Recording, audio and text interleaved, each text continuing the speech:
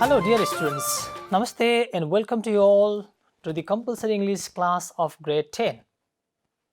We are dealing with unit 7, that is the theme of the chapter or unit is cyber security. And can you guess what we are going to discuss in today's class? Please repeat that once more. Okay, grammar first. And okay, that's wonderful. Writing first. So I guess you are already ready with your necessary materials, but if not, please have them nearby you, okay, so that you can take notes while listening to the program, watching to the program, as well as you have to do some exercises together with me, okay. So please have them now if you don't have.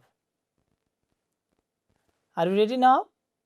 Okay, so we will begin our class with the grammar item. Okay, so as I said, in grammar first, we'll have use of, okay, modal verbs, okay. Read the sentences below, okay, look at the activity in A. Read the sentences below and say whether the words in red, okay, in each sentence that are given there, they have a word that is highlighted or red color. Red are used to express advice, moral obligation, and compulsion. So there are some sentences you have to write whether they are advice, moral obligation, or compulsions. Okay, so shall I present the sentences? Okay. A, please read them out. Okay, very good. A, you should raise your voice against discrimination. You should raise your voice against discrimination. So, should is highlighted there. B, you must abide by the traffic rules while driving. Whatever you drive, you have to abide by the traffic rules. Could you please tell me the meaning of the word or phrase abide by? Means follow or accept. Sentence in C is you ought to be fair in your judgments. Means you should not be biased. So these three parts in these three sentences, should, must, ought to, are highlighted there. Now your task is you have to judge which of the given sentences is advice, which one is or expresses moral obligation, and which one expresses compulsion. Please try doing it now. Okay, dear students, are you doing? Very good. So could you please share what you have written, okay, under A? You should raise your voice against discrimination. That's very good, wonderful. It is advice. You have to raise your voice against discrimination. This is advice. B, you must abide by the traffic rules while driving. What's it? Okay, this is compulsion. Otherwise, you will get punished or fined by traffic police, okay, or people concerned. C, you ought to be fair in your judgments. What is it? Okay, it's simple. The remaining one is moral obligation, and you did it correctly. Very good, dear students. So now, I'd like to ask one question based on this discussion. So what are these words called? Should, must, ought to. What are they? Are they verbs, nouns, adjectives, or what else? Very good. Somebody said it correctly. They are auxiliary verbs. Well done. Very good. They are auxiliary verbs. So let's discuss something about what auxiliary verbs are. Okay, and then we'll move on to our exercises and other things. Could you please guess about what auxiliary verbs are? Very good. So let me write two sentences. First, you have to guess about the auxiliary verb. Okay, she is in the kitchen right now. Okay, dear students. So as I said, this sentence does not have an auxiliary verb, but this sentence definitely has an auxiliary verb. Which one is the auxiliary verb? Yes, is the auxiliary verb. Why? Because there is main verb. So auxiliary verb are also called helping verbs. Okay, auxiliary verbs are also called helping verbs because they tell something about the aspect or mood expressed by the main verb. Okay, for example, here is playing. So is supports the verb playing to make the aspect continuous or progressive, means the action is going on. Okay, so auxiliary verbs are the helping verbs. They help to clarify about tense, aspect, etc. of the main verb used. Are you clear about it? Okay, so let's discuss about the types of auxiliary verbs. Okay, the first one is primary auxiliary verbs. Why are they called primary auxiliary verbs? I'll describe. So there are be verbs, do verbs, and have verbs. Be verbs, what are the be verbs? Okay, very good, you read it correct. Is, am, are, was, and were. These are be verbs. Do verbs? Yes, that's correct. Do, does, and did. And have verbs? Have, has, had. Very good. Is, am, are, was, were. Do, does, did. Have, has, and had. These are called primary auxiliary verbs. Next type, dear students, is modal auxiliaries. What are the modal auxiliaries? Rest of the auxiliaries are called modal auxiliaries. What are they? Okay, very good. Can, could, may, might, will, would, should, etc. There is another category under modal auxiliaries. I just want to remind you, they are called semi-modal auxiliaries as well. Ought to, dare, need to, and used to. Okay, so they are also called semi-modal auxiliaries. Okay, dear students, so with this discussion, I am going to talk more about not the primary auxiliary verbs. Today's major focus is on modal auxiliaries only. Okay, so what are the modal auxiliaries then? Modal verbs or modal auxiliaries are the types of auxiliary verbs that are used to express the modality of the verb, such as ability, possibility, permission, obligation, etc.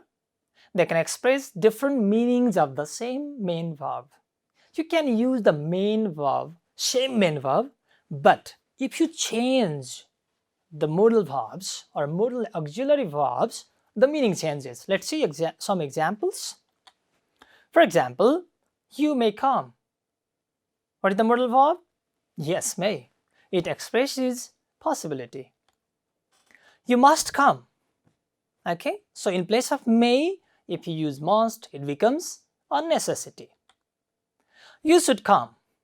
Okay, it is, yes, a suggestion. And the last one, you will come, means it's a future tense.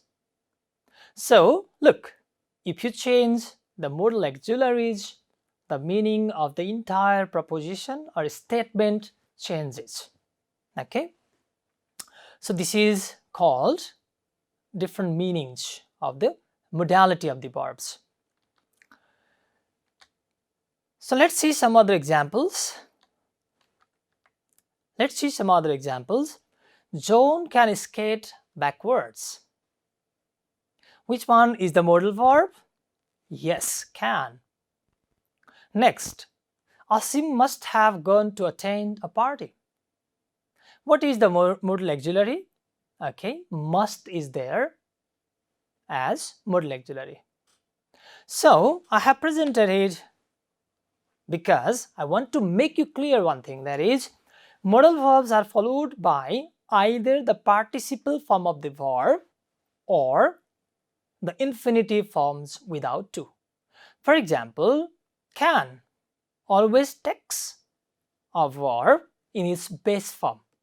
Okay, but sometimes we can use participle form of the verb, as in the second example. For example, Ashim must have gone to attend a party. You have two conditions related to the use of modal verbs.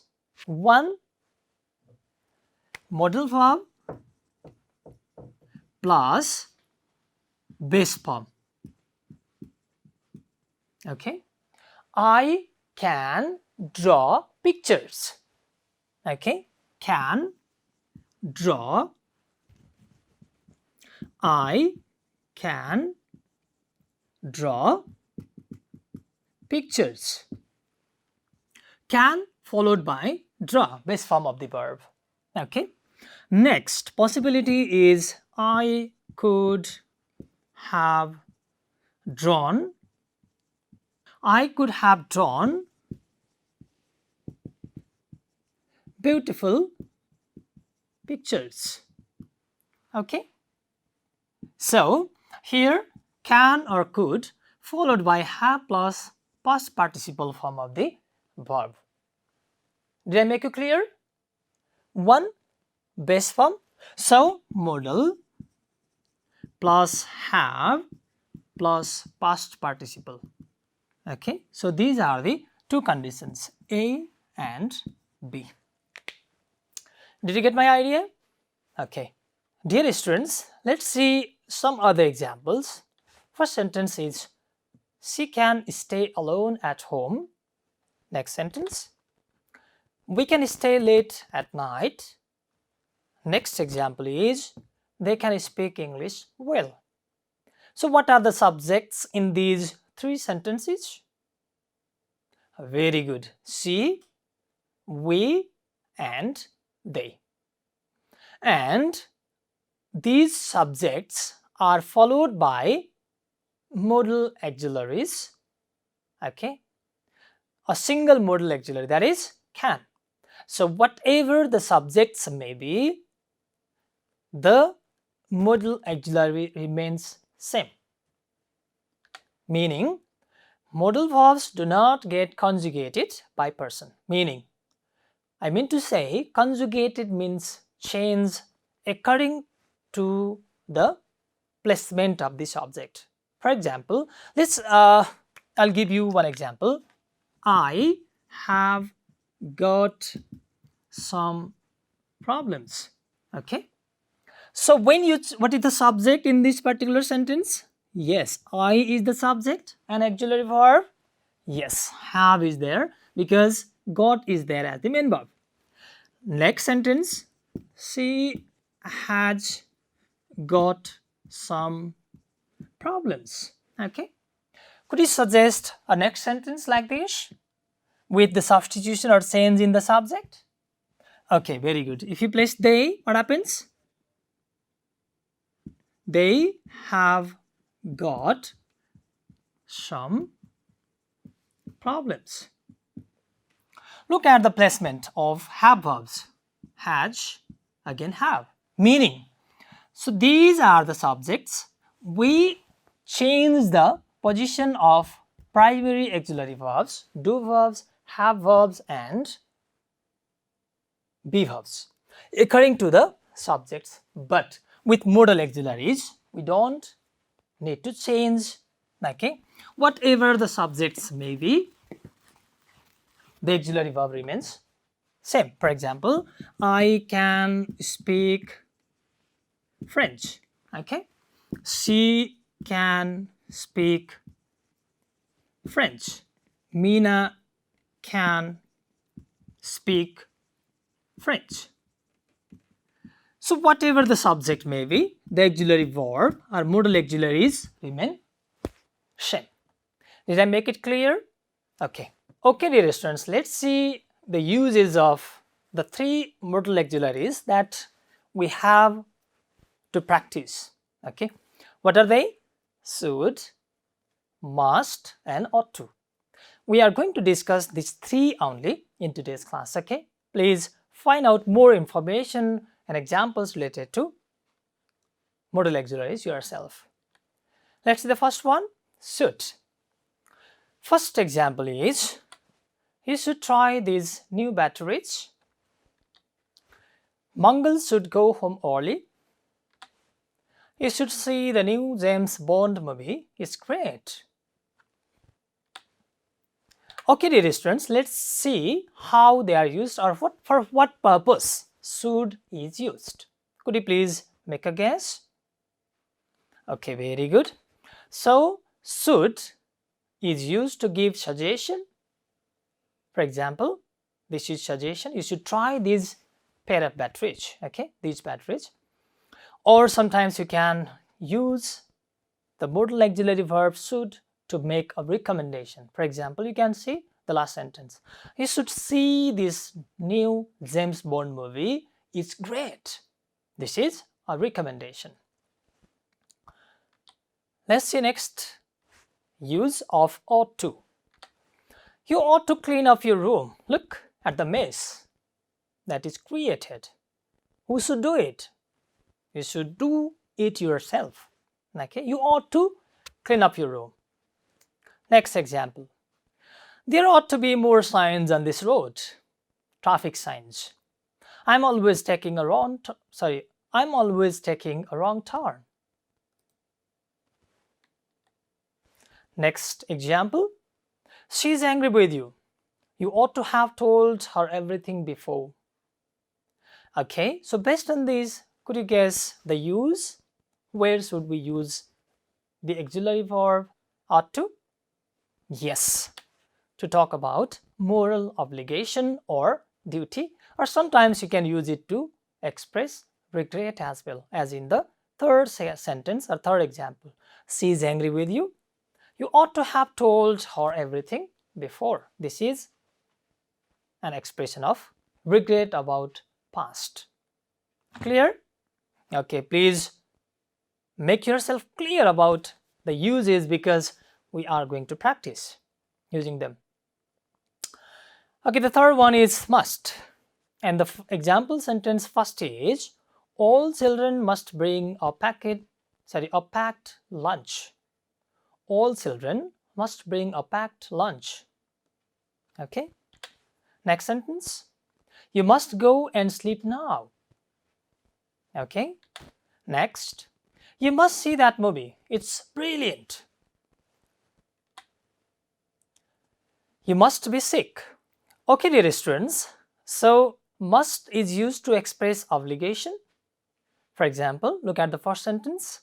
All children must bring a packed lunch. Means we won't provide you with food stuff. Okay, obligation. To give form orders. Must to do order. Okay, make recommendations and sometimes speculate or guess based on some proof. Okay, so you must be sick because you see somebody very, let's say, being lazy, or he or she is sad. Okay, sitting alone or something like that. You can guess, hey, what happened? You must be sick. Okay, are you clear about the use of these three auxiliary verbs? Very good, dear students. Let's move to the activity now. This is what is given there as the task B. Complete the sentences below with should, ought to or must. Should, ought to or must. Use the negative forms where necessary. You have to decide yourself where the negative forms of these auxiliary verbs are needed. Let's read out them. Okay. Every child ... or blank space take good care of their aging parents.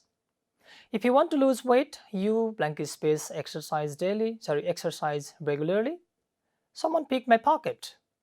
A says. B, you blank space inform the police about it. Okay, dear students, you have this activity in your textbook as well. Please find the page and do it right now. I guess you have completed the task. Let's share it. What have you filled in A? Every child blank space take good care of their aging parents. Very good. This is a kind of moral obligation to take good care of their aging parents.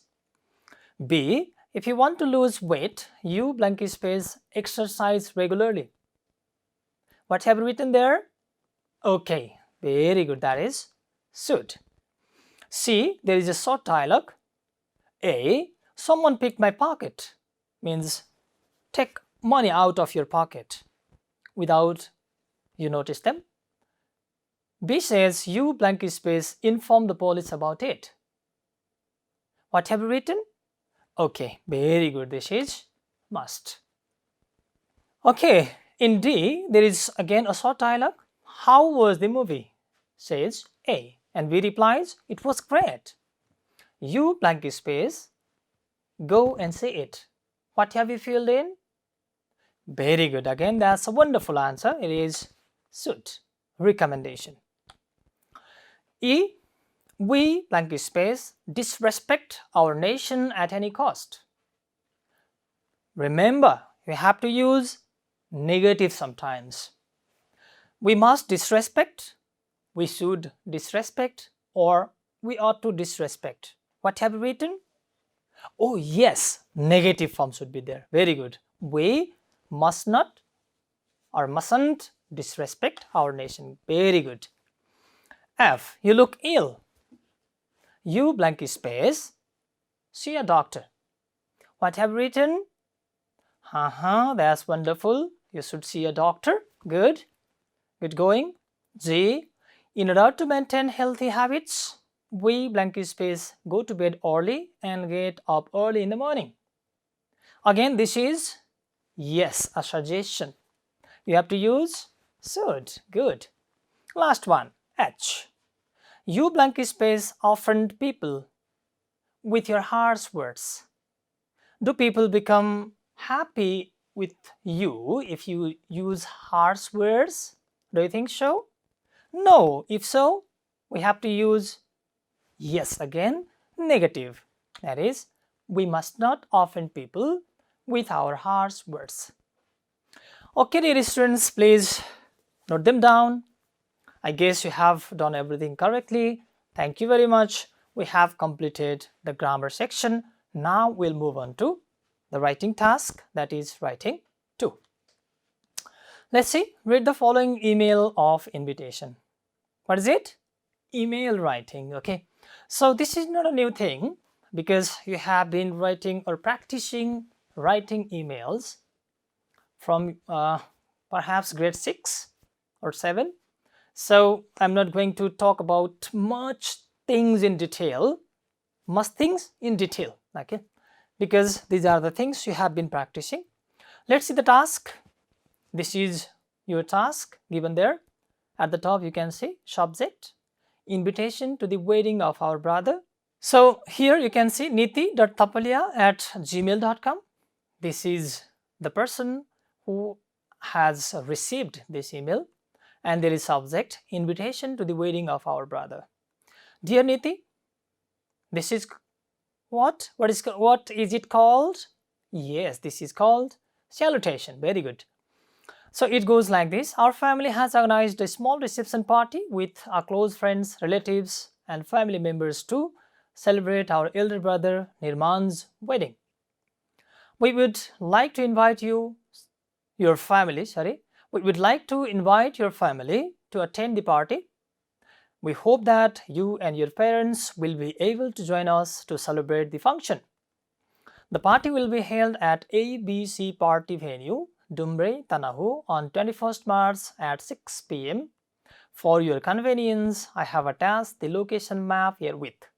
I do hope you will be there to share happy memories with us. Please let us know if you will be able to come. There is no chance that you say you won't come like this, okay? So please let us know if you will be able to come. With best regards, Samriddhi. So who has written this email? Yes, Samriddhi. Now, dear students, let's shortly, talk about what email outline is. Okay, so this is a real, let's say, capture of my email. Okay, new message. It says as soon as you say, right, let's say, click on compose option of your email. This is from, it is my email address. Okay, and this is the receiver. Okay, you have to write a subject here, and sometimes you can give CC carbon copy and blind carbon copy, BCC mean. And look at the setting there. Okay, we cannot make such things in our, let's say, writing in exams or in classroom writing, because these are the things created by softwares, but we cannot do these things, okay, in our while writing in classroom setting or in exams as well. So please don't panic about these things, because we are going to try something else. Let's see the parts of the email which I have just described as well. At the top you have to write from, okay, where you have to write your address at the top. Make 3, let's say, rows like this. Okay, so at the top you have to write from, followed by to, and followed by subject. Okay, so look at here. I'll show you 3 things. Okay, from field, to field, and subject. So in the from field you have to write your email address. In the to field you have to write the person whom you are sending the email, write the address of that person. And finally in the third column, in the third row, write the subject, means what your email is about. Generally we write a short introduction, short subject like 6 to 8 words, not a longer one. And in your email body it has like salutation, for example, dear Niti, dear Joe, etc., dear friend. So it can be formal as well as informal. It becomes formal when you write to your seniors like your principals, teachers, etc., and it becomes informal when you write to your relatives, friends, family members, etc. Next is message body. It appears here, but it can be, let's say, many paragraphs based on the content you are going to share. Next is closing, like see you soon, thanks, etc. And finally there is email sign off. There you write regards, with warm regards, sincerely yours, and you have to mention or write your name as well. Did you get my point? Okay, let's see the overall format or layout of email. From, to, subject, salutation, dear plus name or surname, or sometimes designation, means dear principal, dear head teacher, etc. So you have to write your message. I said there can be more than 1 paragraphs. Finally there should be a closing, and finally give a comma there and write your name. Okay, so let's see an example, because there is one task you have to deal with. Imagine that you are Niti and you were unable to attend the function. Write a reply email to Samriddhi. We have read the email written by Samriddhi. Suppose you are Niti now. Okay, apologizing for your inability to attend her brother's wedding due to an urgent family business. You are Niti. Samriddhi wrote that email, you received it, and unfortunately, you are unable to attend that. In that case, you have to state why you are unable to join the party.